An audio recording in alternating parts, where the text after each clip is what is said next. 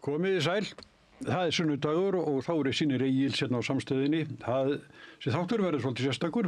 Hér eftir verður viðtal við Sonju Magnúsdóttur og Svavar Jóhansson, en þau eru fósturforeldrar Óskars Basanegra Flores, strákin sem er búið ákveða að senda í burtu, senda í Kólumbíu, það sem var ekkert býður hans. Og við ætlum að viðtala við þau, en hér á vettvangi dagsins eru komin Helena María Ólafsdóttir, öryggisherfræðingur, Helga Vala Helgadóttir, lögmaður og Björn Leví Gunnarsson, tölvufræðingur og þið náttúrulega bæði fyrirverandi þingmenn. Þeir eru öll velkomin. Takk. Já, hvar eigum að byrja? Eigum að geima okkur mál Óskars án til eftir, þá til að við hlustum á viðtalið við endilega. Fólk, þetta góða fólk sem vil taka við þeim. Ef að fara á Alþingi, veiðigjöldin, Björn Leví. Veiðigjöldin, já. Ég pínlítið á þeirri skoðun að það ætti að klára þetta mál bara, þetta að vera sumarþing og halda þið bara áfram þangað til að málið búið. Það verði farsælast að hafa það þannig. Fyrst að stjórnarandstaðan eins og hún og bara leifin að mala frá 9 til 5 alla daga í sumar. Já. Helga Vala. Já, ég held að það sé eina ráðið. Að fara ekki að senda allir frí og láta þetta hanga yfir húsunum á þeim á næsta þingi. Ég meina það var löng pása eftir kosningar fyrir alla nema ráðherrana. Og ég held að það sé bara eina ráðið. Ég meina, það er bara, já, og ég meina, bæði það og svo bara þetta mál sem að þarf að fá að komast í atkvæðagreiðslu inn í þinginu. Og fyrir áramót. Það er bara mjög mikilvægt. Þannig að þau eiga bara að setja undir þessu hausinn og bara leyfa þessu þá að fara inn á sumarið. Ég myndi segja það. Helena María, fylgjastu með þinginu? Já. Svona eins mikið og ég get, en ég myndi segja bara þau eru bara með umboð þjóðarinnar fyrir þessu. Þjóðin vill þetta. Og ef eitthvað er að þá er bara þau hefði mátt ganga lengra, þú veist, ég meina og þetta er vonandi bara byrjun á einhverju stefnu sem að bara endurskoðar allt kerfi, það er fullt þörf á því. Þannig að já, bara eins og þú veist, beint í atkvæðagreiðslu og klára málið, það er það sem þjóðin vill. Smári. Ég þekki ekki, þau hafa verið á þingi, það einhverjar reglur á þingi og það eru mörg mál sem að þjóðin hefur stutt sem hafa verið drepin með málþófi. Það var stórkostleg slátrun, það er ekki 2013, stjórnarskráin og alls konar öll svona umbótamál sem að má rekja til svona krafna almennings eftir hrunið. Þau dóu meira og minna öll. Og það eru fleiri dæmi það.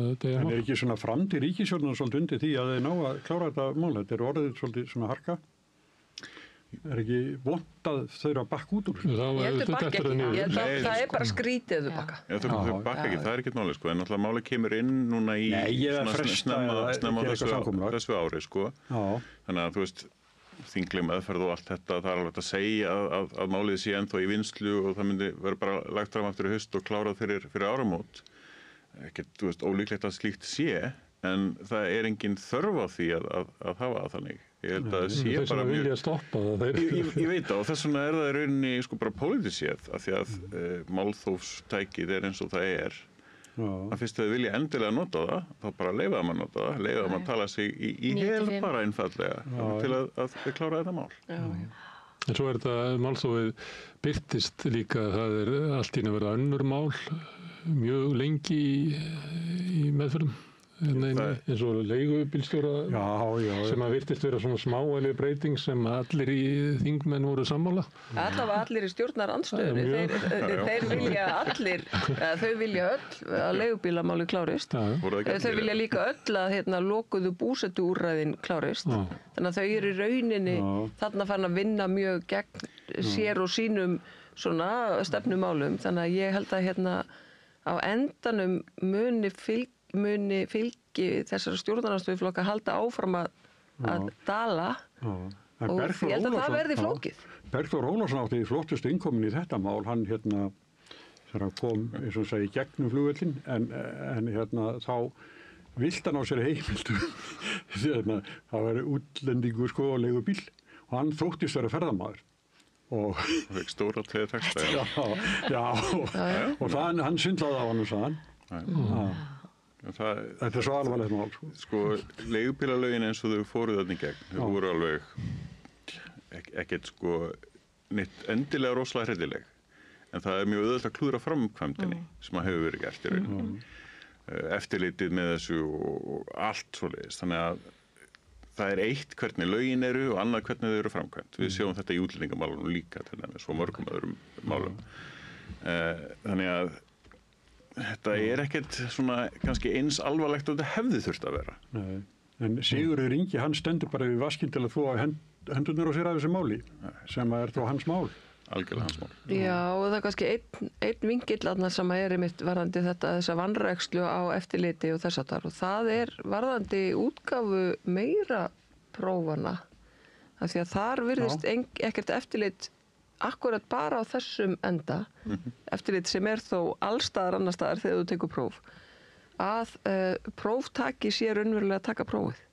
Það svolítið sérstakt að það skuli ekkert eftirlit vera haft með því hver á hinum endanum að svara prófinu. Það bara, og þetta auðvitað bara stjórnvöld sem bera ábyrgð á því. Og þetta bara staðreynd, af því ég hef þetta frá fyrstu hendi fólk sem var að taka þessi próf, sko. Þarna sem sagt ábyrgð ráðherra í rauninni að sjá til þess að stjórnsýslan sé að framfylgja lögum og eftirliti með lögum. Og svo það ábyrgð þá þingsins að skoða hvort að ráðherra sé ekki að sinna sínu hlutverki og þá beita ráðherrar ábyrgð á lögum og svo framvegis ef að. Ég var nú alltaf svolítið skeptískur á tilefnið að breyta þessu lögum sem var alltaf í nafni frelsis og eitthvað svona. Því að frelsið á að bæta alltaf komið betri útkomu. Kenningi þeirra sem að. Það var ekki alveg. Jú, þannig var það í orðaræðinu sem ég fylgist með. Já, vissulega. En það var samt ekki raun og vera þannig. Það var álit undir frá ESA sem að rauninni kvartaði undan því að það væri ekki fyrirsjáanleiki fyrir nýtt fólk sem var að koma inn í greinina hvernig þið myndu geta orðið leigubílstjórar. Það hefði ekki verið að svara því á þess að búa til þessum ástandi sem núna, sem svona bara vilt samkeppni og í slíku, og við þekkjum það bara í öðru borgum þar sem þetta hefur gengið yfir, að þá færist raunverulega svona stjórnin á þessu í hendurnar á svona öppum eða fyrirtækjum sem geta deilt út og fólki sem vinnur að það dettur út af svona venjulegu vinnumarkað og nýtur svona ekki öryggis, heldur í svona uppgripa vinnu og fær ekki borgaða veikindadaga og allir að slást og 18 bílar á störnum og allir að berjast farþegana. Þetta var svo sem vita að þetta væri, þess að fannst mér svona fannst sem fara tildulega billega í gegnum almenn umræðu, ég veit ekki hvernig var rætt niður í þingnefndum þetta ESA-ákvæði. En þetta fór ekki svona gegnum það að það yrði bara að vera meira frelsi og frelsi myndi leiða til betri útkomu. Það ekki þannig. Vinnumarkaðurinn til þess ekki frjáls, þú verður að borga eftir töxtum og það alls konar kvaðir og alltaf með fólki í vinnu og þess vegna viljum við hafa það. En stundum talað alltaf að þú veist að bara brjóta niður alla reglur og þá kom alltaf besta niðurstaðan, en það ekki hægt að benda á það neins staðar, sko. Þetta pólitíski fyrirslátturinn alltaf. Undir þessu var það þurfti að vera fyrirsjáanlegt með jafnræði að leiðarljósi hvernig nýtt fólk kæmist inn í greinina og yrði leigubílstjórar. Það var það eina sem þurfti að laga í rauninni.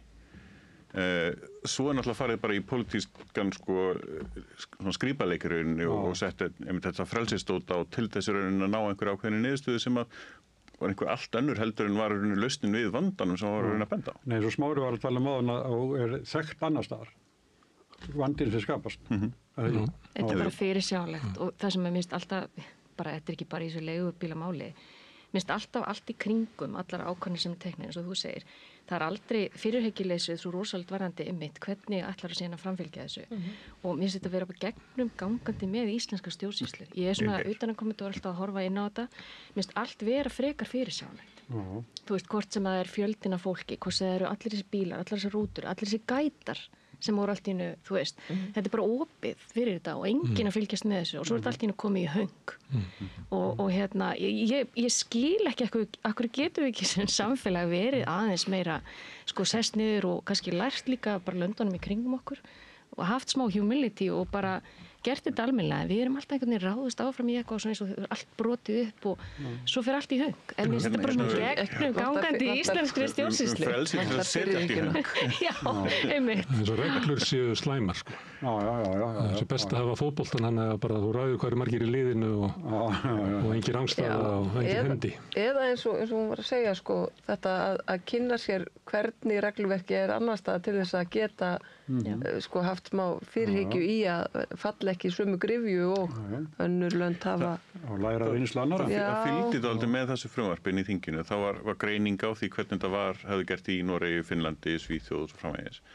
Og eftir því sem maður svona sér með við þær greiningar, þá var einhvern veginn versta sko leiðin valin af þversnið eftir þessara landa. Það var mjög spes. Við erum svolítið góðið því að velja vestulegin. Það er svona kapplögu niður á botnin. Sá sem hefur fæstu reglunar, að það sé besta útgáfan. Það eru margir sem að trúa því og það eru margir sem eru bara ríkjandi öfl í íslensku samfélagi sem trúa þessu. Það sé best að hafa kerfið þar sem engar reglur. Það sem einn sterki fær að ráða.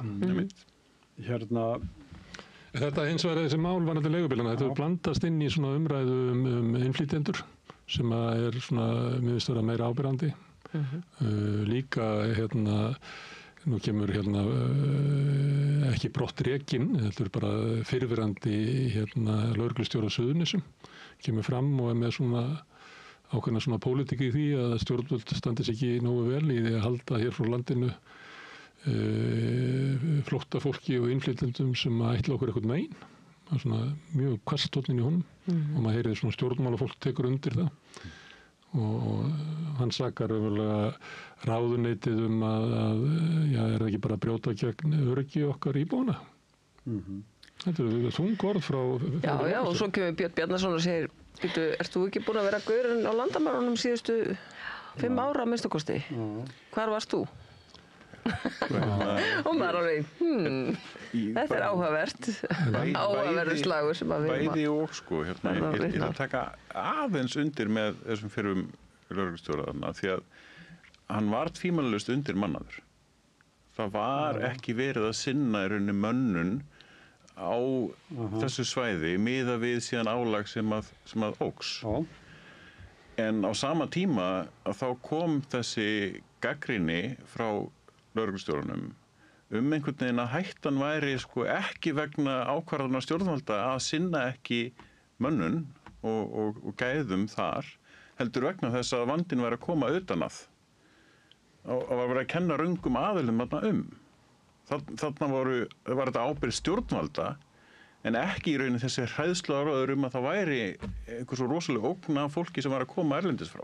Ég skilði ekki alveg. En er ekki áherslurnar bara, þú veist, ég horfa oft á þetta bara, mér finnst áherslurnar í því sem fólk er að segja í kringum þessi mál, þeir bara beina þessu, ég vil bara minnast á eitt. Það er ekkert langt síðan að það var verið að reyna að grípa fólk með spægipilsur að koma inn í landið, þú veist, í alvörunni. Það er ekkert langt síðan að þú veist, þeir hættu að vera með tollarana þarna sem voru bara í full-time jobbir en að grípa einhverja Íslendinga með ekstra rauðinsflösku eða spægipilsu. Áherslurnar finnst mér alltaf vera svo skrýtnar í því hvar þeir vilja beita mannaflanum í hverju sinni. Þannig að þú veist, það er ekki bara mannaflin, það er bara heldur hvernig voru áherslurnar og hvar voru þeir að einbeita sér.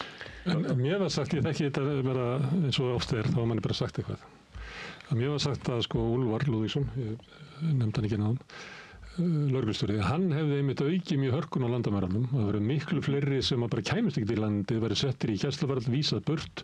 Það hefði bara breyst alveg tónninn þegar hann kom og ég fór að reyna að skoða þetta og það er margt flókið á baku það hversu margir koma sem flóttamennina inn og hverju margir fara að skrá hjá Útlendingastofnun. Það getur verið alls konar ástæði fyrir því en þessi kenning gæti alveg staðið það dró mjög úr hingakomu flóttafólks á svona eigin vegum. Það var náttúrulega ekki dreigið flóttafólki frá Úkraínu og svona skipulögðum málum en mér var sagt þetta, hann hefði bara sett svona annan tón í þetta, það væri bara til það erfitt að komast inn í landið. Já, það fjöldi fólks verið stoppaðar á landamærunum sem að ósekju líka, auðvitað bæði og maður finnur þetta alveg ef maður er að fljúga til Íslands frá löndum sem eru svona Ítalía, Búdapest, Tyrkland, að þá mætir maður og jáfnvel víðar, Frakkland, þá mætir maður sko mætir manni í landganginum 3-4 lögreglumenn sem eru bara skoðaða vegabréf, bara inn í landganginum. Þannig að þetta er auðvitað nýtt. Þetta er ekki 10 ára dæmi, sko. Þetta er bara síðustu 2-3 árum sem þetta hefur gjörbreyst hvað þetta var. Og það var líka komið aðeins og margir sem hafa verið að koma inn bara sem hafa búið mjög lengi en eru ekki bleiknefja og eru stoppaðir og geymdir í fangaklefa í sólarhringa meðan að það er verið að þú veist, faktekka alltaf því að tölvukerfið er ekki uppfært nógu reglulega og veit ég bara nokkra, þú veist, feður íslenskra barna og maka Íslendinga og sem hafa búið í áratugi eða eitthvað sem að ég fengi neyðarkall bara, hvað getum við gert? Það er búið að þið vitið, þannig að þetta er alveg þannig. Það er mjög upplýsandi þegar að maður heyrir orðin, sko, að það sé verður nú að stöðva sem sagt innkomu brotamanna. Og þá klórar maður sér í hausnum og veltir fyrir sér, er þetta fólk sem er undir rannsókn annar staðar, hefur það, er það eftirlýst eða er það bara grunað mögulegt brot einhvern tímann í framtíðinni? Þetta er, maður fær þá tilfinninguna að það sé þarna undirliggjandi að þetta sé grunur mögulegt brot. Já, eða brotamenn, ég meina, og það er það sem er verið að tala um í sambandi við þessar farþegaupplýsingar og mér finnst það alveg valid. Mér finnst það bara allt í lagi að lögregluyfirvöld fái upplýsingar til þess að það sé hægt að flagga. Ég meina, það getur verið að viðkomandi sé mögulega í farbanni í öðru ríki. Algjörlega. Og þess vegna spyr maður sig hvers konar, er þetta brotamaður sem að hefur lokið afplánun, skilurðu? Það er bara öll flóran. Ég veit það, en þú veist, vandinn við þetta er eins og að það hljómar oft eins og það sé verið að reyna að stöðva fólk sem að kannski er á sakaskrá einhvers staðar, en hefur lokið kannski afplánun og hefur... En niðurstaðan verður náttúrulega svo að þeir sem líti út fyrir að vera frá Mið-Austurlöndum eða Norður-Afríku, þeir eru teknir út úr. Þetta er bara, þetta búið að vera ástandilega frá 2001. Því þekki það bara á flugvöllum að það er alltaf verið að pikka og tveir ungir menn frá Mið-Austurlöndum að ferða saman. Þeir eru bara linnulaus líkamsleit á þeim eða alltaf að fara að hringja í kringum höndin. Og þannig verður þetta náttúrulega. Þetta fólk er að gera þarna í landganginum. Það er að pikka út fólk sem er frá löndum sem að lögreglan eða lögreglustjórinn eða einhver stemming í samfélaginu telur þessi líklegri til afbrota heldur en annað fólk.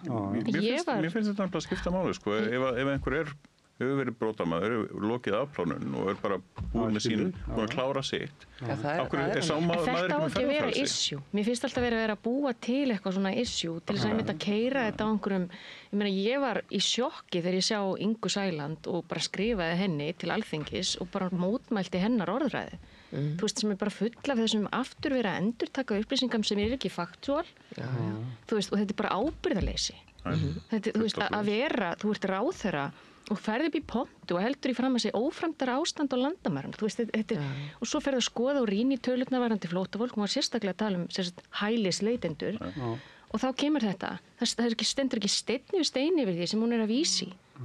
Og þú veist, af hverju erum við alltaf þetta með þetta lista og þetta á bara að vera frekar straight forward, skilur við. Já, við eigum að stoppa fólk sem klárlega er í farbanni eða er búið að flagga sem eitthvað bla bla, ég veit ekki, það lítur að einhver kritería, eftirlýstur eitthvað og málið dögt, þetta er bara non-issue, sko. Bara til að leiðrétta þá er ég ekki að tala um að það sé eðlilegt að einhver sem hafi einhver tíma hlotið dóm fyrir eitthvað eigi ekki að fá að ferðast hingað ef að viðkomandi hefur yfirleitt fararheimild. Ég var ekki að tala um það. Ég var bara að tala um... Ég vildi hafa það á hreinu, sko, af því að það er þannig tóninn sem maður heyrir oft. Það er undirliggjandi að þetta sé fólk sem er mögulega að fara fram í brot. Já, en oft er það bara tóninn af því að Bandaríkin með svoleiðis, ég held nefnilega Bandaríkin bara áskil sér rétt við það að geta neitað. Það er enda nýja kerfi líka í Evrópu. Þeir geta bara sagt nei. Já, en það er nýja kerfið í Evrópu sem við erum búin að leyfa og er verið að taka í gagni núna held ég 26 eða 7 innan Schengen að þá fyllir út sömu kríteríu og þú gerir þegar þú ert að sækja ESTA til Bandaríkjanna. Þá lætur við vita ef þú hefur... Já, það er það ekki. Það er fólk sem er með 30 ára gamalt mál á bakinu. Kemst ekki inn til Bandaríkjanna. Það fylgnist ekki. Það var hérna í gömlu daga smári þegar við vorum á DFF að þá var Jóhann Hjartarson að fara að tefla við Costnoi í St. John í Kanada og Sigurður Sigurðsson sem hafði verið blaðamaður á Þjóðvílunum, hann átti að fara út, sko. og fylgjast með þessu. En hann var að fljúga til Bandaríkjanna, sko millilenda þar.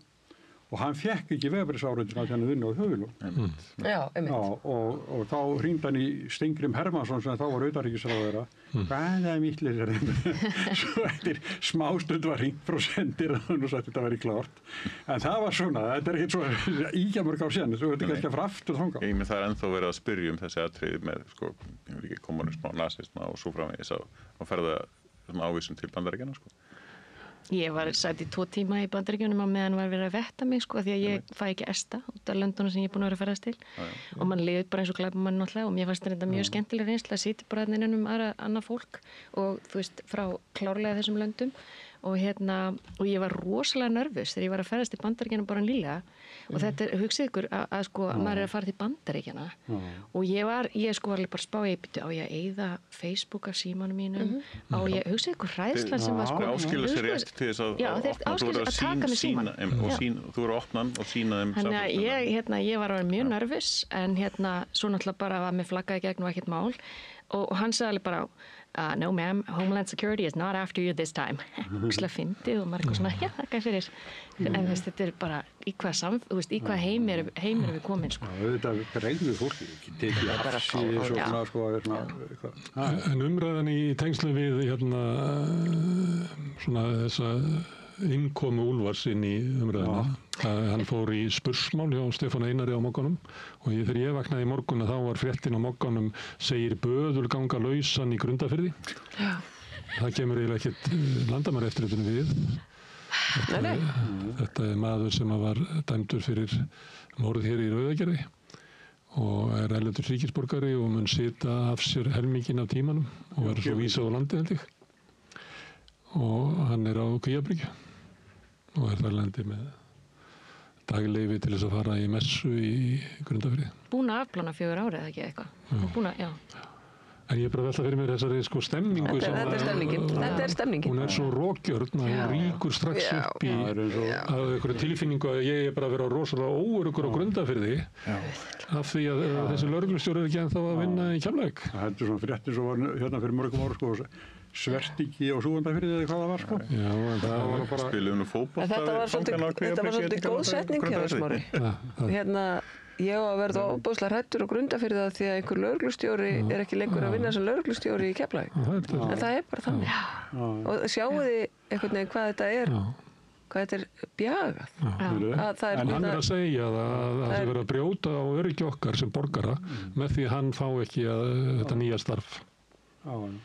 Já, sem að við en honum var samt boðið annað, ég heyrði þetta minnast á það Austurlandi og sækja náttúrulega um nýtt starf og sækja þetta nýja starf En svo er það líka því að ég er að breyta upp á þessu að þetta er tekið undir það í pólitíkinni ef hann væri bara að segja þetta en ég menna hann fær hátíðarviðtal hjá Stefán Einar sem deilir náttúrulega hans skoðunum ég held að Stefán Einar hafi sko sagt að þetta er aldrei að taka á móti flóttafólki frá Palestínu og hann var með einhverja fréttaflutninga því að það væri sko hryðjuverkamaður laus á Akureyri minnið ekki eftir því sem aldrei náðist almennilega hvað átt að vera á bakvið þannig að sko þetta er svolítið eldfim umræða og menna gangum bænsibrú stanslaus tilraun til þess að ýta þessu áfram þessari andúð og þú veist þetta er og ég bara maður fylgist með þessu maður sér hvaða karakter þetta er sömu aðilarnir sem eru stanslaust að ýta þessu áfram. En vandinn er hvað margir pikka þetta upp. Já, og vandinn er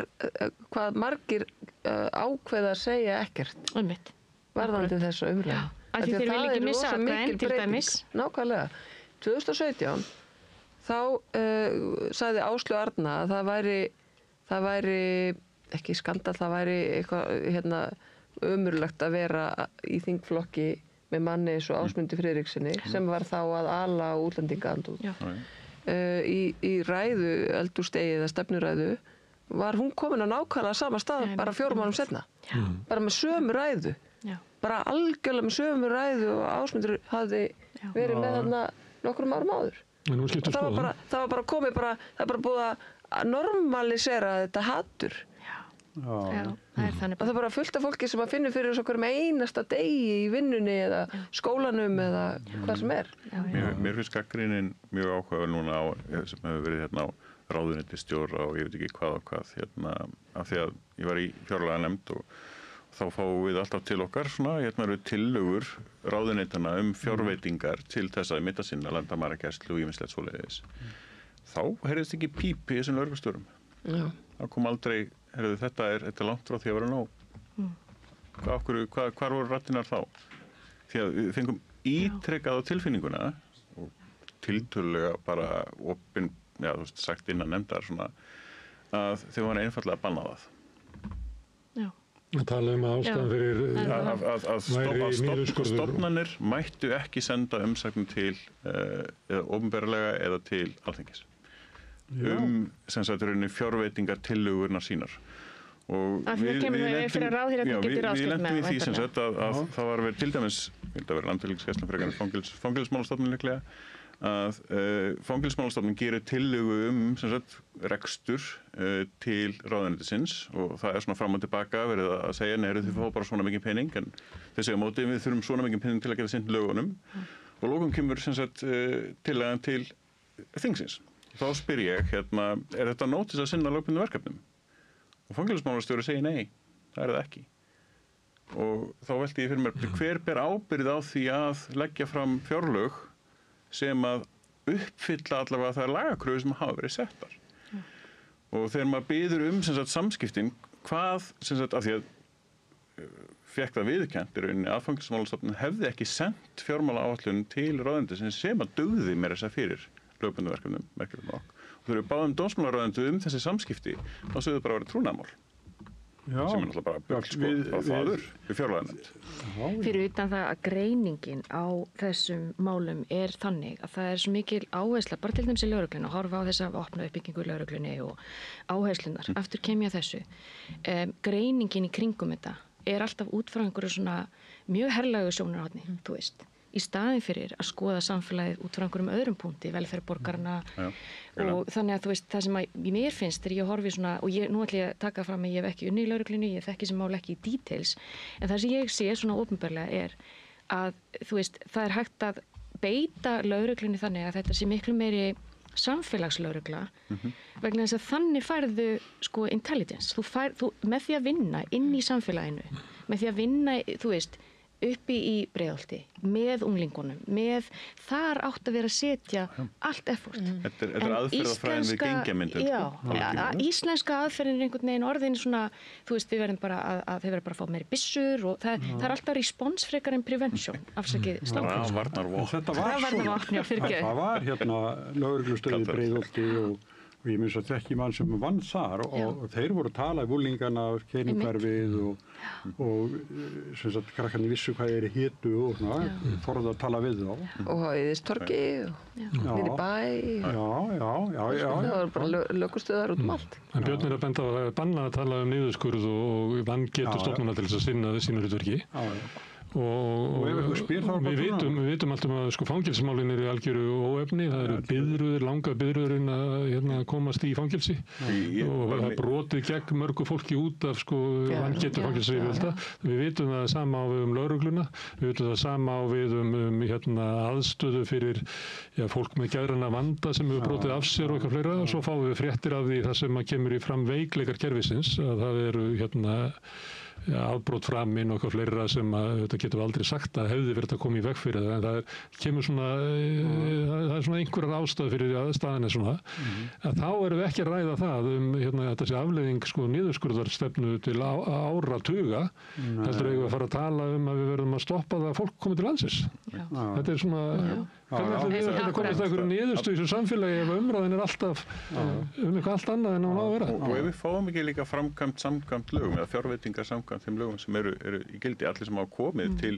á Litla-Hraun til dæmis að skoða sjá að þetta er ekki starfhæft sem fangelsi eða raunin nokkuð annað það er bara húsnæðið og aðstæðan er þarna á þann hátt að ég skil ekki að sko heilbrigðisyfirvöld eða eftirlit segi ekki bara þetta er ekki hægt að vinna hérna. Hvorki starfsfólki né föngum er ekki bjóðandi á að vera á þessum stað. En einhverja hluta vegna að þá ég skil ekki undan þáum bara, örgulega endalaust. Já, ég skil ekki hvernig heilbrigðiseftirlit kemst upp með það að kvikta ekki upp á að þetta sé ónótæft. Því að sko skúrin sem unnið þarna í til dæmis varðandi flokkun á úrgangi sem eftir einhvern stórfurðulegum samningi við einhver einkafyrirtæki sem að rauninni fær þá sko bara fanga sem sagt vinnuafl á fáránlegum launum til þess að rauninni sinna ákveðinu verkefni í flokkun á málmum og svo framvegis. Bara svo í Ameríku. Já. Og þau fá síðan sko flokkaða úrganginn sem að geta notað áfram í sinn business. Þessi skúr að niður sko nýðslu komin. Ótrúlegt að sko. Og fangarnir verður bara kannski 200 kall á tíman eða eitthvað. 400 eitthvað slíðis og hektavinn einhver 4 tíma. En má ég spyrja að þú ert sérfræðingur? Já, svona. Nei, mér langar að vita, sko, einhver samfélagsþjónusta hjá sérstaklega fólki sem og ég meina, verið að investira eitthvað, eða verið að setja peninga líka þar? Þess að svo fólk þurfi ekki að vera potaði öll inn í fangilsi. Það reyndar, ég ræddi við hann Guðmund Inga Þóroddsson, formann Afstöðu, ýmsar hlýðar af svona fangilsmálum og hann nefndi að það væri, það vantaði eiginlega samfélagsþjónustuna, það vantaði kannski hvatningu til fyrirtækja stofnanum að taka fanga og það væri og það þyrfti svolítið átakið því því það væri miklu fleiri sem að gætur að fara í samfélagsþjónustu að hans mati heldur en að njóta þess í dag ef við viljum orða þannig.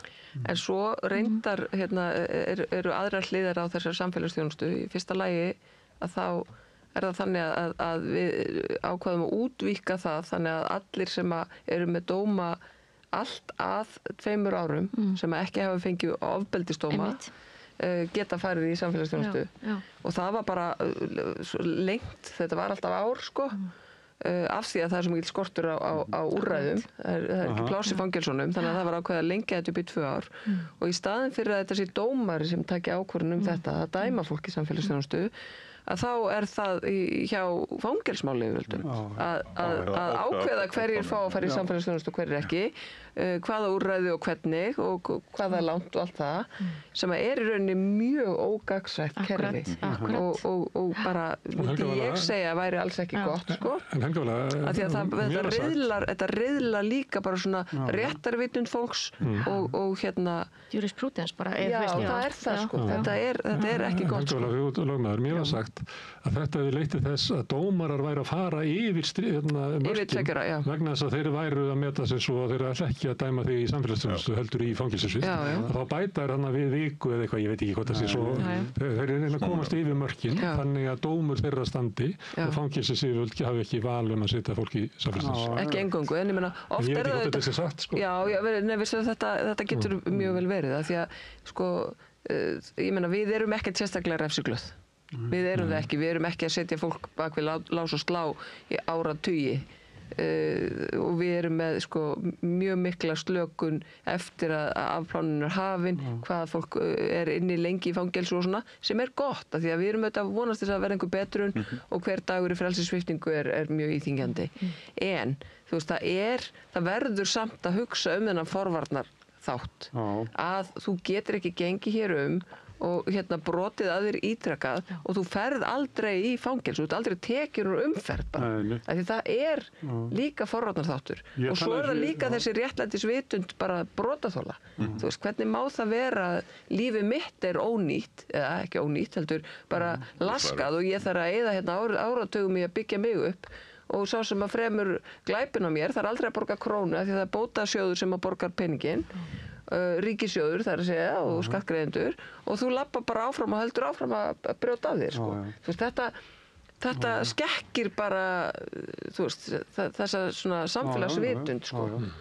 Við þurfum einhvern veginn að pæla í þessu aftur. Annars kannski ég vilja fara til eins og hjá Bandaríkjunum. Nei, bara enga veginn. Fjölskylda þolandan situr og horfir á aftökuna. Nei, alls ekki og ég vil ekki lengja dóma. En við þurfum að gera þetta þannig að þetta sé aðhald, að það sé forvörn. Og tækifæri til betrunar. Þetta er correction, ekki impression, þú veist, það er... Ég ætlaði að segja, sko fyrir mörgum árum síðan, þá talaði ég við mann sem að rafvirki og hann hafði brotið eitthvað af sér og fekk eitthvað svona dóm og það var í samfélagsþjónustu. Og þá var hann svona öryrkjum hann í hátúrunum og svona að skipta tengla og gera eitt og þetta. og hann sagði sko, nú ég búinn með þessa samfélagsþjónustu, ég búinn óska eftir að fá að halda áfram. Hann sagði þetta skemmtilega sem ég gert í lífinu. En spáka það ásalegt.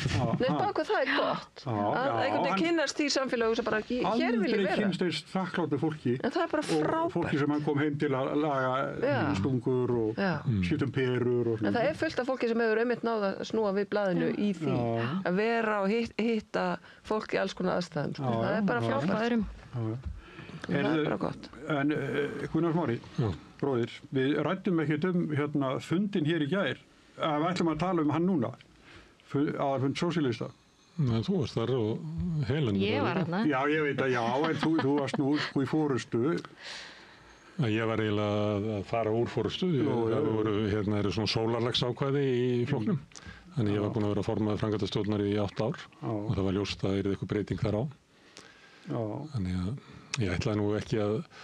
En varst í framboði? Já, ég ætlaði ekki að bjóða mig fram, sko, fannst það bara... En þú varst í framboði? Já, ég var beðinn um það, sko. Já, þú varst beðinn, þú ert þolandi, greinilega. Nei. Þú ert mjög mikill þolandi hérna. Nei, þetta, Sorry, ég ekki að gera mjög aðþinni persónu í þessu máli. Já. Það er alveg bara... Þannig það. Það var svolítið svona herferð sem var byggð á svona hvað er þetta, svona smérkampæn eins og heitir í Ameríku. En það var sem sagt, sósíalistaflokkurinn er svona eins og almennt félag og það gerist oft að það kemur bara nýr hópur og tekur yfir félög og það gerðist í gær. Og félög eru svona varin fyrir þessu sem sitja inn í reglurnar einhvern veginn til þess að verjast þessu, að þetta sé hægt, ég veit ekki af hverju. Ég var eins og við formaður í SAH að þar kosið bara þriðjungur af stjórninni hverju sinni og kosið svona stór stjórn og það er svona gert ýmislegt til þess að verði ekki svona árás á félagið eins og þetta er kallað og ég meina það er ekkert neikvætt í þessu að vera að tala um hallabyltingu, þetta er kallað það þegar kemur svona tiltekinn hópur og nær völdum og þeir náðu að skipuleggja sig og náðu völdum. Ég hef svona, þetta kom mér ekkert neitt rosalega óvart, ég fann þetta vera að gerast og ég verði enda að hafa svona orð á því að ef einhver vildi sko að halda sósíalistaflokknum eins og hann var eða þú veist, svona í anda þess sem hafi verið, þannig að þessi hópur sem er að koma inn núna hefur haft orðum að vilja breyta ýmsu í skipulagi hans og breyta því hvernig stefnan er valinn og þó að kannski eftir að koma í ljós sko hvað verður ofan á, því þannig er kannski fólk saman sem að vill alls konar breytingar, en núna er þau komið með þetta er eins og að detta úr stjórnarandstöðu yfir í stjórn, það oft breytist svona tónninn og nú þurfa þau að ræða þessu saman og vera með búið til einhvern flokk úr þessu. En þau komið fram og vilja svona breyttan flokk, þannig ég býst við að það verði, þetta er ekki nýja samfélkingin, það verði svona nýji sósíalistaflokkurinn sem kemur núna og þá bara þau komið ljós hvað það er. En ekki þessi að renna inn í alþýðisfylkingu.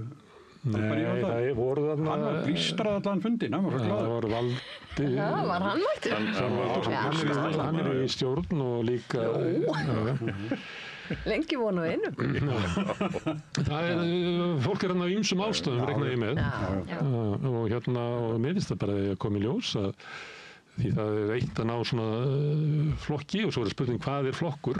Fólk heldur stundum að það sé búin að ná ykkur en flokkurinn er náttúrulega fólki sem er í honum og svona hefð og barátta og sömuleyti er sko sósíalistaflokkurinn ekki öll hinn sósíalíska barátta, þannig að hún mun halda áfram og það er bara ekki eftir að koma í ljós hvernig nýri forystuteksta svona, hvað heitir það, sigla á þeirri í báru.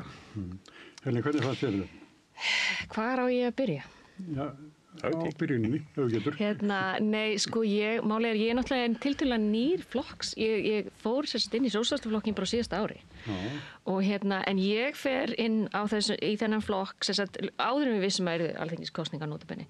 En ég fer inn í þennan flokk af því að ég svona er hrifin af því sem Sanna er að gera í borginni og mér leist vel á stefnumálin og ég hef verið að kjósa Pírata og þú veist, þetta er bara, þú veist, maður tekur þessa pólitísku könnun og maður finnur sig á þessum ás og þú veist, ég gat ekki kosið VG, það var alveg klárt mál, ég manna VG var bara búið að eyðileggja að vera þarna, þú veist, í þessu dagri við Sjálfstæðisflokkinn öll þessi ár.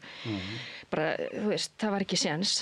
Píratar, þú veist, ég var búin að kjósa ykkur og alltaf verið mjög hrifin af Píratum, en ég ákvað bara, ok, Sjálfstæðisflokkurinn. Þannig að ég var ný og ég var ekki í þessum fylkingum sem voru þá klárlega að myndast. En ég sá það bara svona á síðustu missurum og jafnvel í kosningabaráttunni að það voru bara það var hugmyndafræði í flokknum sem mér fannst ekki endilega passa, sko. Þú veist, það er bara 2 hópar. og það þessi aggressífi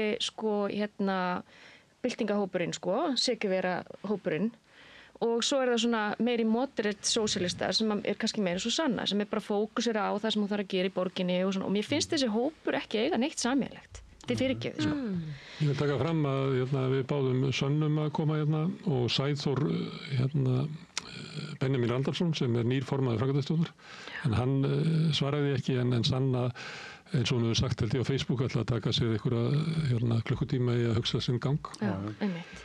Af því að hún var ein í kjöri sem pólitísku leiðtogi og svo eru svona ýmsar breytingar sem voru samþykktar þannig að raunverulega pólitískar ákvarðanir eru líka fluttar yfir í aðrar stjórnir og eitthvað svona þannig að Já, en svo kom fyrir áður en að fundurinn hófst að þá var klárt í hvað stemdi og þá var allt í einu þessi byltingahópur búin að bara birta lista af fólki og fullt af fólki sem þetta náttúrulega ekki neitt en það náttúrulega líka því ég kannski ekki mjög virki í flóstarinu en þarna voru bara skýr fyrirmæli og ekki voru bara fyrirmælin skýr fyrir fundin heldur var þessi listi bara hér það sem þú átt að kjósa og ég bara sammála bæði Guðmundur Hafni og Davíð Þór sem báður tjáðu sig málið og sögðu bara þetta ekki lýðræðislegt og það þess vegna sem ég fannst jú, það alltaf að smala saman fólki okkur svona en það var ein stúlka sem hafði verið að bjóða sig fram tilheyrir í rauninni engri fylkingu og henni fannst þetta náttúrulega svolítið illa verið að koma fram við sig ég persónulega fór og actuált las hverju voru í frambúði ég var ekki í neitt fylkingu og Sanna spyr mig má ég mæla með þér, ég að spája að kjósa þig en síðan var ég sjálfkjörinn bara sem varamaður, skiptir ekki máli en eftir fundin, mér fannst þetta eitthvað svo mér leið stundum eins og ég væri svona þetta væri bara eitthvað og ég ætla ekki að tala niður þetta mál en þessi hópur kom þarna það var bara rosa mikið klappað alltaf og það var bara verið að setja sig á móti eins og þetta það var að skipta ritara, það var að skipta fundastjóra þetta byrjaði bara með þessum krafti þetta bara byrjaði strax og þannig að það var engin þetta var bara verið að búa til þessa sundrungu strax og skilaboðin verið skýr þannig að mér fannst persónlega svona ég kann ekki alveg við þessar aðfæri, hvernig þessi hópur hefur stilt þessu svona upp ég ekki sátt við það, þannig ég sagði mig frá þessu jobbi og að því mér fannst aðferðafræðin ekki smart og þar stend ég bara með eins og ég segi Davíð Þór og Guðmundur Hafn þeir komu sér mjög vel frá sér í sínum skilaboðum þar sem að eins og Davíð Þór sagði þetta lýðræðislegt að skipa fólki fyrir hvað það að kjósa þú ert ekki að kjósa samkvæmt sannfæringunni en fólk bara hefur sína skoðanir á þessu ég held að þetta hefur bara verið nauðsynleg klofning sem var sem var bara ég held að það hringt að sé samhent hópur sem að stýri flokknum af því að það hafði verið svona stjórnirnar voru eiginlega óstarfhæfar út af ágreiningi og það var komin í eitthvað svona öngstræti og þannig var það bara þannig að að þetta persónukjör að þá myndum við halda að vera bara alls konar svo fólk sem kæmi í stjórninnar en það var bara fannst mér svona vanta eiginlega svona hvert ætti flokkurinn að fara af því að þegar svona ágreiningur að þá oft þannig að sé bara eiginlega allir með neitunarvald og það bara gerist ekkert þannig að sömuleyti rýfur þetta einhverja kyrrstöðu og ég hef svolítið eftir að valda alls konar pælingum hvað gerist svona vinstra megin í stjórnmálunum vinstra megin við samfélkinguna og ég bara Þú varst bara bjassinn. Já, ég bara strax eftir fundin og upplýði einhvern veginn að þetta allt bara til heilla. Bara léttir fyrir þig. Já, svo það náttúrulega, ég veit ekki hvort þessi laus, því að það náttúrulega búið að vera svolítið, þetta búið að vera frekar leiðilegt, en einhvern tíma er inn í því. Já, og fyrir okkur hina hlusta á þetta allt saman líka Alveg, en svona rifvildi, opinbert rifvildi út á við, ég held að Píratar hafi líka náttúrulega, upplifað þetta Þeir eru eiginlega Íslandsmeistararnir í þessu Já, mér fannst nú eiginlega sósíalistaflokkurinn vera fann að skáka Já, náðum við þetta í gær Já, ég meina, svona opinbert rifvildi En ykkur hinu, hvernig komið ykkur fyrir sjónir? Þegar allt kemur til alls þá ber fólk ábyrgð á sínu atkvæði þannig að atkvæði greiðslu skjöl er ekkert óeðlileg sem slík það er rauninni svona kosningabæklingur bara þetta er frambóðið svo ber fólk bara ábyrgð á því hvort það greiði atkvæði á einn eða annan hátt hvort það fylgi atkvæði greiðsluskjölinu En áður að kjósta sem Já, ég myndi ekki ástæðlega kvartið þessu þetta verður notað út allt og þetta er náttúrulega bara svona yfirtaka ég held að þeir sem viljað ekki svona yfirtöku ef þú veist, hallabildinga hvað að kalla það ég ítrekka þetta er ekki neikvætt orð þetta er bara þau sem hafa verið notuð að vandinn kannski sá og það við lentum svolítið í sem við vorum í stjórn flokksins, við vorum að reyna að kalla eftir svona viðhorfum almennra flokksmanna og allar þær kannanir bentu til þess að þessi hópur sem að var að gagnrýna flokkin væri miklu minnihluta. En það oft þannig í slíku félögum og það það sá sem svona meira og minna ánægður með stöðuna að hvati hans til þess að mæta á aðalfund í talningum einhvern sem verið að kjósa hverju verið að fundaritari og svona einhver svona hiti og svona ekki sérlega mikill og ég ætla ekki að segja að ég sé umboðsmaður ógreiddra atkvæða en við vorum í alvörun að reyna að kalla eftir því þegar það kemur fram þessi gagnrýni hvort að hún sé almenn flokksmanna, hvort að við þá að breyta kúrs með einhvern hætti og við gátum aldrei fundið það sko. En þetta voru 200 og eitthvað 175 atkvæði sem að raunverulega breyta flokknum. Já, af 3000 og eitthvað flokks. Hvað margir í flokk? 3000 kannski. Þetta mjög athyglisvert einmitt svona í bara almenna pólitíska landslæginu hérna á Íslandi.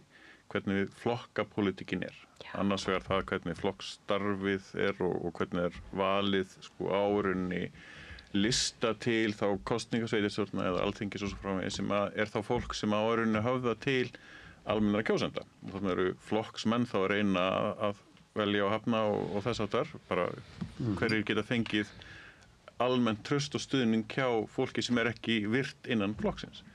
Og svo fá þessir fulltrúar sem eru í framboði sitt umboð frá almennum kjósendum.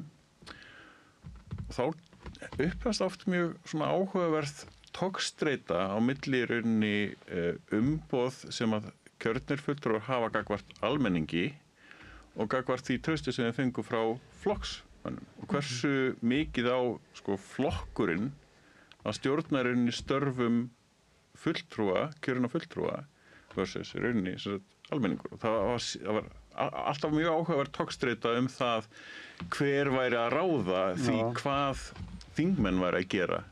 Eru það almennir flokksmenn sem að samþykja eitthvað í atkvæðagreiðslukerfinu hjá okkur til dæmis eða þetta einhvað stærra samtal? Þannig að mér finnst þetta mjög spes svona og gerir pínu svona fylgjandi því að það sé meira einstaklingskjör í almennum kosningum.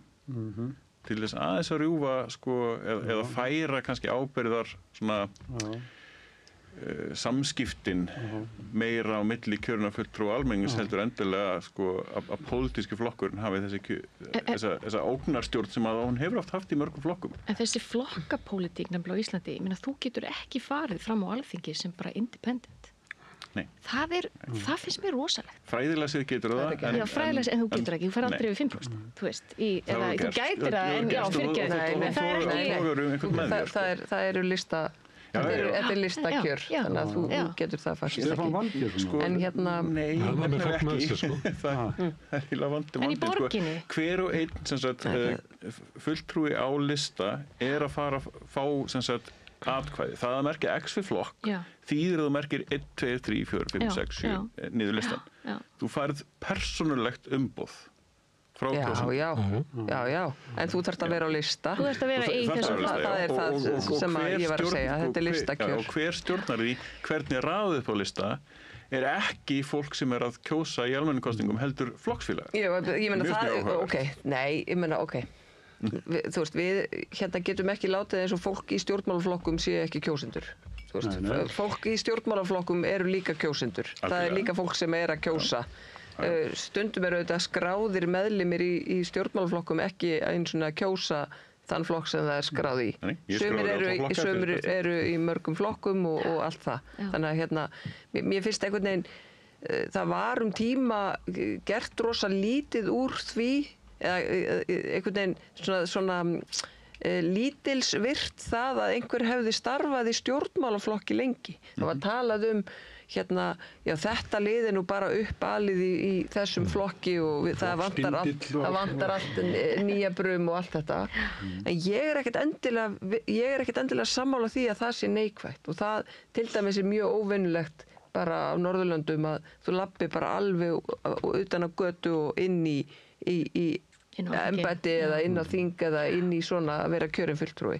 Af því að mér finnst líka mikilvægt að það sé einhver saga og einhver stefna sem að þú þekkir, sem að þú hefur tekið þátt í að móta, að það sé einhver svona, að sé einhverja rætur og að kjósendur getur vita fyrir hvað þú stendur og þess aftar. Þú sért ekki... Það tala alltaf persónukjör eins og við sem húsfélag sem allir hafa sömu hagsmuni, finnst mér eitthvað villandi. Þetta við að rækja einhverja stefnu, við viljum breyta samfélaginu þangað og við myndum hóp í kringu það og kjósið það. En það hins vegar hefur verið, ég ætla aðeins að fá að klára þessa hugsun, þú veist. Ég var bara stjórninn í svona nefnaskrifa. Ég er bara að segja, ég er bara þarna, því að mér finnst einhvern veginn að persónur og leikendur á að skipta minna máli heldur en stefnan. Sammála því. Að við séum að taka sameiginlega ákvörðun það að meirihluti þjóðarinnar vill fá þessa stefnu inn. Varðandi að fundi í gær, hafandi fylgst með kvartauga, þú veist, að þá þetta var líka yfirlýsing frá ótvíræðum pólitískum leiðtoga sósíalista hvað hún ætlaði að kjósa. Og þegar að ótvíræður leiðtogi í stjórnmálahreyfingu gefur út slíkan lista, sem auðvitað ekkert annað en lífseðill, að þá hefur það líka áhrif, vitið. Þá það líka ákveðin skilaboð hverjir eru þar og hverjir eru þá hinum megin. Bara því að það búið að tala svolítið mikið svona lífseðil eins og það hafi bara verið öðrum megin. En svona yfirtaka mér, þú veist, ég held að líði ekkert langur tími þangað til að það verður komið klofningur í yfirtekuhópinn ef maður að horfa svona söguna. Þú veist, það er ekkert líklegt að þetta fólk verði alveg sammála út árið 2025. Af því hvað sameinaðist það? Sem er ótrúlega sorglegt af því að við þurfum sterkt vinstri á Íslandi. Það er bara gríðarlega mikilvægt. Við tölum svolítið það og þá alltaf sem sagt vinstri flokkarnir 3 náðu ekki kjöri. VG, sósíalistar og Píratar alltaf flokkar sem vinstriflokkar. Já, það er nú auðvitað tvíbent, sko. Já, sem að komast ekki hvort að Píratar eru í stundum að það verið hægri. Í könnunum kosningaransókninni, þá kjósenda mengi Pírata vinstra megin. Þó svo að forusta Pírata hafi alltaf verið svona hálfuleyti hægra megin. Það er svona... Þetta varðar þá þessi málefni sem verið að spyrjum. Píratar eru tvímælalaust dálítið vinstra megin í þeim málefnum sem spurt á þessum ás. En Píratar eru praktískar í rauninni á því leiti að svona bara víðtækara samhengi að gera að í málum almennt séð að þá það ekki bara ríkisrekstur. Svona frelsið. Það ekki, en praktískt séð, ekki bara óheft frelsi heldur eftirlit líka með þeim völdum sem að fylgja því frelsi. Fylgja því að geta verið sá sem sterkastur og bara ráðið öllu. Það verður að hafa einhverja temprun á því. Og þar eru Píratar, það er tempra báðum megin, það er að tempra ríkisveldið og það er að tempra einkaframtakið og frelsið þar. Þetta þarf að vera jafnvægi. Horfðu þið á torgið á RÚV sem var sendt út frá Grundarfirði? Ég hlustaði á það. Nei. Þetta var mjög... Tölum svolítið það. Þetta var mjög sérstakur þáttur. Sá umfyllirina. Bara þið mistuð það miklu, sko. Nei, þetta var mjög sérstakur þáttur. Þarna sem sagt veiðigjöldin og Eyrún Lind og Daði Már. Já. Klippunar þar úr. Já, ég sá bara umtalið það. Tekið upp í Grundarfirði og salurinn meir og minna ansnúin tillögu ríkisstjórnarinnar. Já, eiginlega allir bara. Daði í svona óvildar hópi. Já, og þegar að þau sögðu, stjórnendurnir, réttið upp hönd sem eru sem sagt á móti þessari áætlun, eða þessu, og það er rétt allir upp hönd, þá segir hann svona við stjórnenduna, allir Daði allir þið gerir rétt upp hönd líka af því að þau drógu svo opbúslega. Mér fannst það nefnilega að þau gera alvarleg mistök þarna vegna þess að salurinn er svona og hann er þarna einn á móti öllum, að þá einhvern veginn fara þau bara með stemmingunni og eru svona eins og þessi að þjóna salnum. Mér fannst þetta að vera, því að þetta ætti að vera svolítið svona challenge fyrir stjórnenda að einmitt af því að það er svo hallar svona mikið á að þá verður að vera aðeins þeim megin frekar. Ég bjó á Grundarfirði mitt þegar að kvótakerfið var tekið upp og mamma lýsir því alltaf þannig að á einum degi fór að rigna upp í nefið og fullt af fólki. Peningarnir eru til. Þarna veru margir, ég þekki nú svolítið til þarna og þarna fjölskyldan Guðmundar Runólfssonar. Þau eru mjög lík í útliti, en þau voru þarna öllum bekkjum, stór fjölskylda, sko. Voru Fremstabekk. Já, og forstjórinn þar fekk fyrstur að tala úr salnum og dóttir hans sem framkvæmdastjórinn eða fjármálastjórinn, hún næst og svona, þetta var sko fólki var bara að halda sínu fram það fekk bara tækifæri til þess en sko uppsetning sjónvarpsins var alveg fráleit. Það hefði kannski verið átt betur við hjá Stefán Einari og Andresi. Kannski þetta áhugavert að þann hátta alveg eins og auglýsingin sem að SFS var að kaupa hafði bara einfaldlega þér og áhrif. Það sem ég að segja, fólk sér bara í gegnum kannski var þetta bara góð uppsetning til þess að sína fyrringuna sem er í gangi því að allir sem ekki inn í þessu kvótakerfi, þeir þurfa að kaupa eða leigja kvóta á ákveðnu verði sem að þessir aðilar fá að fara framhjá með verðlagsögu skiptaverðs og miklu lægra verðið, fáránlegt. Það eru laun sjómanna undir og við veit ekki hvað, allt þetta. En rétt fyrir COVID að þá var ég og Ögmundur vorum með fund í kjölfara því hann bauð mér á sína fundaröð. Svo fórum við í rosa skemmtilegu fundur á Þorlákshöfn upp á Skaga og Líf og fjör. Náttúrulega Skaginn búinn að missa allan kvótann frá sér og Þorlákshöfn svona, það er engin svona einn drottnandi þar. Svo fórum við í Ólafsvík. Og það var bara þungi við fundinum og svo er ég bara búinn að halda einhverja erindi og svo kom einhver spurningar og bara útgerðar með þess að spyrja. Og ég maður vissi að sumir voru svona sjómenn en þeir sita bara og þegja. Svo er fundur í búinn og svona og þá bara þess að útgerðarmenni voru farnir og þá gæti maður átt svona smá samtal við sjómennina. En þú verður að vita þetta, að ástandið á þessum byggðarlögum er svona þrúgandi, sko. Að þú ert ekki með málfrelsi og láta sér detta því í huga og getur farið í Grundarfjörð og allir fara að segja sína skoðun, bara í hvaða heimi lifir. Við vorum að fá frambjóðendur, eða mögulega frambjóðendur á lista í okkur sem að sögðu síðan af sér. Því þeir hefðu bara einfallega mist vinnuna. Þetta er ennþá svona á ýmsum stöðum, en á þeim stöðum það sem er ekki kvóti lengur. Þetta er að versna. Því að þegar þú varst í Ólafsvík, ef þú varst sundurorðað við útgerðarmannin, þá kannski að fara við annan bát. Núna er þetta þannig ef að þú stendur upp í hárina á útgerðarmannum, það verður hvergi pláss. Það fer allt. Þetta er ekki einu skipi, þetta er ekki nú flóttan. Allan þessu stóru, burðugu uppsjá við skipinu þetta. Sem eru bestu og tekið mestu plássin.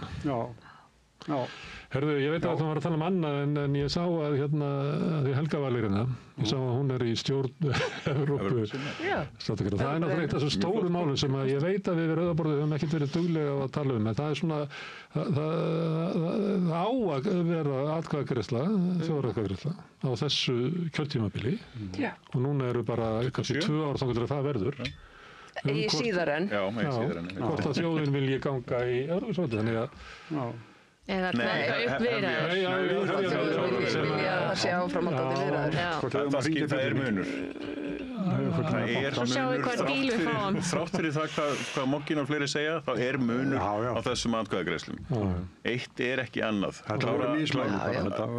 Ok, en ef við ekki bara kjósa Helen, vilt þú að við hefjum viðræður við? Já, ég vil endilega sjá hvað er á borðinu. Ég meina, mér finnst alltaf að halda þessu gangandi og líka bara að því við höfum líka bara upplifað þessar breytingar í heiminum varandi Bandaríkin og annað, þá finnst mér við þurfa svona að þjappa okkur saman við Evrópu. Það þarf ekki endilega að vera á þeim fórstum að gangi í Evrópusambandi en ég vil endilega láta reyna á þetta og opna viðræður, ekki spurning.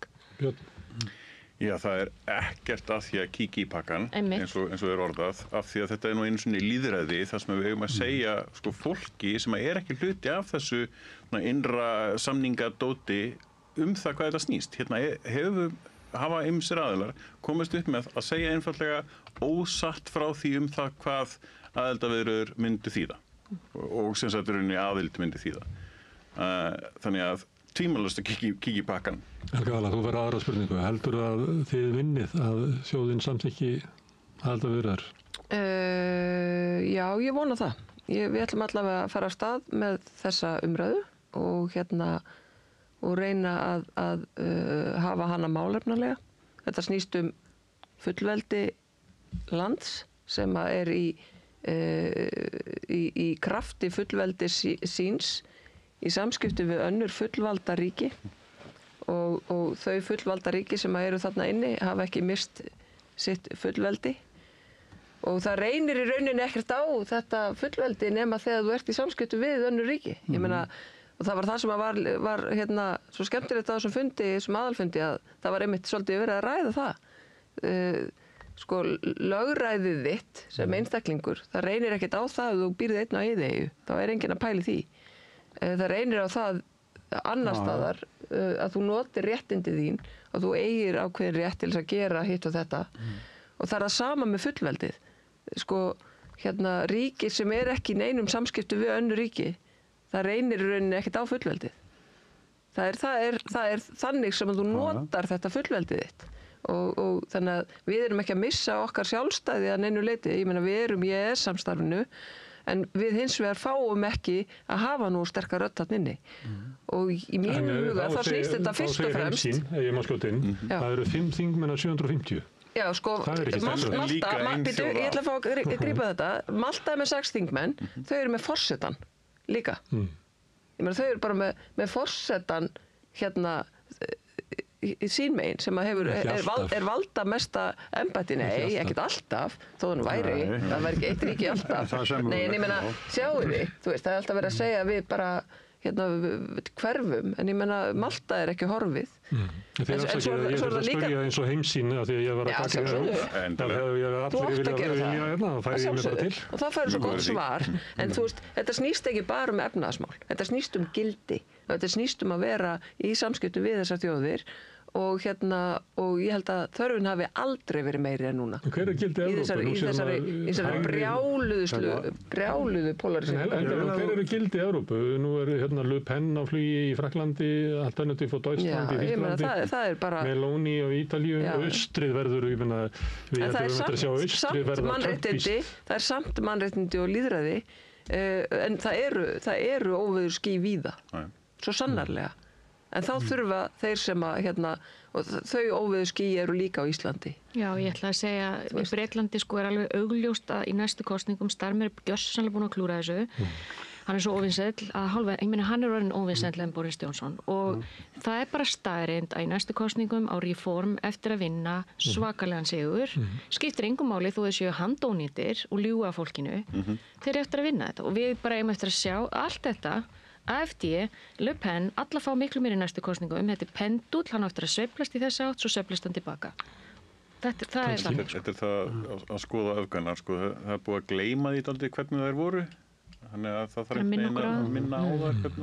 Það er óheppileg reynsla, leksía sem við kannski þurfum á. Ég breyta bara öðru máli, því að ég stundum tala við þig, Helen, til dæmis Gaza. Nú er eins og að barátta almennings í Evrópu sé að skila svona einhverjum árangur. Það er eins og að Evrópa átti sig á því að það er ekki hægt að halda áfram þessum blinda stuðningi við Bandaríkin og Ísrael í þessum máli.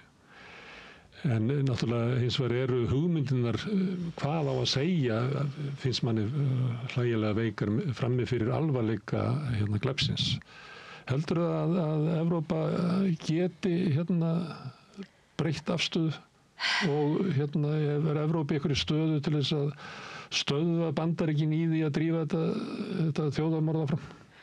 Sko, ef ég velti fyrir mér með Ísland, ég held að ríkisstjórnin þori ekki að fara fram heitulega í þessu máli út af okkar samningi við Bandaríkin. Ég held að það sé bara málið. Og ég held að, þú veist, heimildi með eitthvað viðtal við boltanum það sko bara ekki vera á radarnum. Þannig að þetta var nú örugglega til þess að koma okkur á radarinn. Bandaríkjasendur hafa búið að senda hérna heim alveg, þú veist, greinum að boltan hafi verið. En mér finnst bara að þetta snýst bara að þessir leiðtogar eru ekki tilbúnir til að taka slaginn við Bandaríkin. Og ég held að það sé ennþá málið. En mér finnst bara, þetta er svo hræðilegt mál vegna þess að nú eru sagt allir skólar, allir sérfræðingur þjóðarmorð, Sameinuðu þjóðirnar, Human Rights, Amnesty, Human Rights Watch, allir búin að segja þetta sé þjóðarmorð. Þannig að það sem mér finnst alvarlegast í þessu máli er hvernig okkar ríkisstjórnir, þar á meðal Ísland, er að bregðast þessum sáttmála sem við höfum skrifað undir, sem að skildar okkur til þess að koma í veg fyrir þjóðarmorð. og það þetta sem við erum eftir að lifa með vegna þess að við erum þetta máttleysi sko. Það þetta máttleysi en þetta líka bara við erum að brjóta alþjóðalög með það að versla hreinlega með Rapid bara því að alþjóðadómstóllinn búin að segja að þetta hernám kolólöglegt og öll samskipti við fyrirtæki og aðila sem að hafa gagnast einhvern veginn eða einhvern veginn eiga þátt í þessu hernámi ólöglegt. Þannig að við erum að brjóta þessa alþjóðlegu samninga og ég hefði auðvitað vill maður sjá ríkisstjórn Íslands svona, fara fram og lýsa bara yfir þetta þjóðamorð. Maður horfir svolítið á Írana, þeir hafi verið svolítið róttækir með yfirlýsingarnar og spáverðarnir og Norðmenn. En þá þetta bara orð. Þetta bara yfirlýsing. Þessi 6 ríki bara með yfirlýsingu. Það þarf einhverjar að fara fram og segja við erum að fara að setja viðskiptaþvinganir. En máttleysi held ég sé okkar hræðsla, sérstaklega á Íslandi, bara út af Trump. Þannig að við höfum ekki meira fullveldi en það. Nei, og ég ennþá, ég ætla ekki að fara frá Gaza og yfir í þennan samning, en mér finnst stórkostlegt að einn maður geti skrifað undir samning. Mér finnst þetta bara, varnarsamningin. Ég að tala varnarsamningin. Þessa mikilvægu breytingu í þessum varnarsamningi á bakvið tjöldin, ekki eins og gegnum alþingi, ekki neitt. Hvaða fullveldi það? Ég meina, þetta bara einhverju einn maður sem getur skrifað, hvaða ráðuneytið að spá?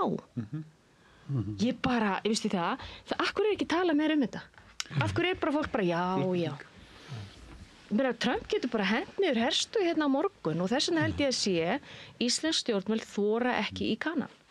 Bara meðal annars þessum ástæðum. Aldrei verið jafnmargir bandarískir hermenn á landinu. Ekki einhver auglýsing núna, utanríkisráðuneytið var að sýna okkur en þetta raunveruleikinn, við búum í skilgreindu svæði Bandaríkjanna og við erum bara í sömu stöðu og þeir sem að búa nálægt stórveldi. Hernaðarveldi, að við verðum bara að hegða okkur eins og stóri kalli segir. Úkraína að brenna sig á því að gera það ekki. Ég meina að Víetnam tiplar í kringum Kína. Svona þetta mörgu leyti.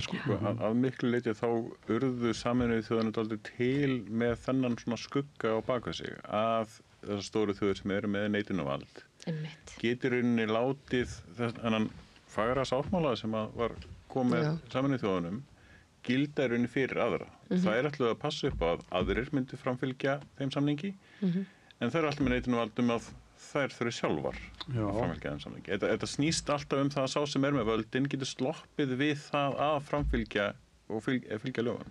Við fólkið, við getum okkar til að fá fríþægingu í okkar eigin skrokki, gert eitthvað. Getum mótmælti, getum öskrað eitthvað til að reyna það litla sem við getum. Okkar hlutverk náttúrulega að breyta afstöðu stjórnvald okkar í okkar ríki. Já, ég segi það er bara annað en sem við erum gest hérna á Íslandi. Það rosaleg pressa á Starmer í Bretlandi og það mjög sterk síónistahreyfing sem bara, passar upp á það að þeir haldi sér á mottunni. En Starmer og hans ríkisstjórn undir svakalegri pressu því margir hafa staðið upp í þinginu í Bretlandi og bara mótmælt þessu og þeir vilja sjá Starmer setja viðskiptaþvinganir. Það aukin pressa, en það verða að vera Frakkland og Bretland sem ríða vaðið til þess að litla Ísland geti farið svona innundir, með því. Það gerist ekkert fyrir þessi stóru gera það. Það verða mótmæli á Austurvelli, 3 á morgun. Á morgun, klukkan 3. Nei, það eru mannað. Ég veit það, ég að segja, bara að sjáum bara mátt, ég veit það. Talandi það mál sem ekki fara að hættjaka annara mótmæli. Nei, sjá fjöld, ég að tala það. Sjá hvað stemning í samfélagi. Talandi það mál, það Óskar Bókanegra Flores, hann frá Kólumbíu og hér á landi, en má ekki vera hér. Og við ætlum að skjóta inn og halda svo bara áfram umræðunni. Við ætlum að skjóta inn viðtali sem að Marja Lilja tók við fósturforeldra hans í bænum. Sonju Magnúsdóttur og Svavar Jóhansson. Og svo ætlum við bara að halda áfram umræðunni eftir þetta viðtal. Hjálpið okkur að byggja upp dreifikerfi samstöðvarinnar með því að læka síður samstöðvarinnar á YouTube og Facebook. Samlokubrauð, maltbrauð, tékkneskt-brauð, súrdeigsbrauð, brauð ársins, Bernhöfts bakari, íslenskt handverk síðan 1834.